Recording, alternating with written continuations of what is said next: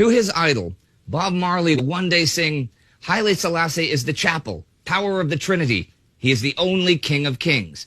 A grand legacy will remain after Selassie's life, one that will declare him the heroic resistor of Italian colonialism, the benevolent protector of Africa and its diaspora, and a God incarnate.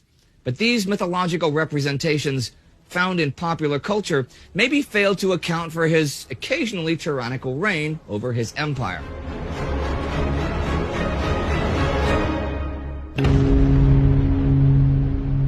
Welcome to another World War II in real-time biography special where I take a closer look at the major or interesting figures of the war. I'm Indy Nidell. Haile Selassie is born in 1892, son of General Ras Makonnen, de facto foreign minister of Ethiopia. Makonnen is a Europe-friendly member of the Ethiopian royal family, but also one of the military leaders that fight off the Italians in the First Italo-Ethiopian War from 1887 to 1889. Haile Selassie grows up in the village Ejersa Goro in the Harar province of Ethiopia, where his father serves as regional governor and regent. He is actually born Lij Tafari Makonnen, meaning a child of royal blood who is respected or feared. See, through his paternal grandmother, Selassie is the descendant of the Bible's Queen of Sheba, Makeda, and King Solomon of Israel, making him a pretty big deal indeed. When his father dies in 1906, Haile Selassie is made titular governor of Selale by his cousin, the Emperor Menelik II, to ensure that he can retain access to royal payments and complete his studies. In 1916, the designated successor of the now deceased Menelik, Lij Iyasu, is deposed for reputedly having toyed with converting to Islam, which is considered incompatible with the Ethiopian Orthodox Christianity of the nation. If Selassie has any role in toppling the emperor-to-be, who is, by the way, also Selassie's wife's uncle, remains unclear to this day. Menelik's daughter, and Iyasu's aunt, is crowned Empress Zewditu, but by his birthright, Selassie becomes the heir apparent and Inderase, or regent. He now goes by the name Ras Tafari, literally the Regent Tafari. Although he is not the ruler proper, at age 24, he is now in effect leading the nation, especially in foreign policy.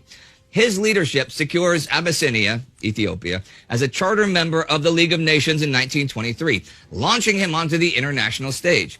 See, he has learned internationalist attitudes from his father, and his exotic but Western-friendly personality, well, it's pleasing to the Western powers. Selassie also actively promotes global cooperation despite cultural and political differences with the Western powers. He tours Europe, Egypt, and the Levant, visiting with European royalty and politicians to much acclaim in the Western press. One of the things he promises to gain a place on the global stage is to abolish slavery, still endemic in Ethiopia at the time. He will, however, not live up to this promise even when he ascends the imperial throne. Now, this cozy relationship with European colonial powers is a slack wire walk that he is not entirely comfortable with, or as he says himself, we need European progress only because we are surrounded by it. That is at once a benefit and a misfortune. In 1928, he faces a coup, specifically because of his relations with Europe, but it fails as the regional administration rallies behind him. The same year, the Empress then tries to have him tried for treason for signing a 20-year peace treaty with Italy. The whole thing fails miserably, though, and the Empress is instead forced to crown him Negus, king, elevating him almost to her own status. Finally, in 1930, she attempts to depose him by marching an army on Addis Ababa, but Selassie defeats her and ascends to the imperial throne as the 225th Negusa Nagast, or Emperor of Ethiopia. His full title, actually, to really introduce the man, is His Imperial Majesty Haile Selassie I, conquering lion of the tribe of Judah, King of Kings, and elect of God. In October 1935, the 20-year peace treaty is cut short when Benito Mussolini's Italians invade Selassie's lands. Now, I covered the Italo-Abyssinian War in a Between Two Wars episode, so there's a link at the end to check that out if you missed it. But in 1936, the Italians' offensive proves successful. They take the Ethiopian capital on May the 5th. Selassie loses his nation and gives the League of Nations stern warnings of the risks of appeasing aggressive nations. He scolds the League's failed commitment to collective security, haunting them with the caution, "It is us today, it will be you tomorrow." Selassie's pioneering stand against fascism affirms his significance on the global stage. Although this speech cements Selassie as a resilient leader, the guardian of his empire, and even Time magazine's Man of the Year, he does flee into exile. He lives in a grand Victorian house in Bath, England, for most of the next 5 years. Soon enough, in his home country, World War II rages between British and Commonwealth troops and the Italians.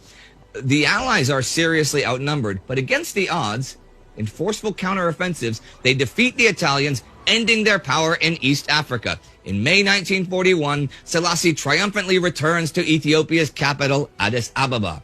British Prime Minister Winston Churchill actually calls Selassie, telling him, "It is with deep pleasure that the British nation and empire have learned of your Imperial Majesty's welcome home. Your Majesty was the first of the lawful sovereigns to be driven from his throne and country by the fascist Nazi criminals, and you are the first to return in triumph."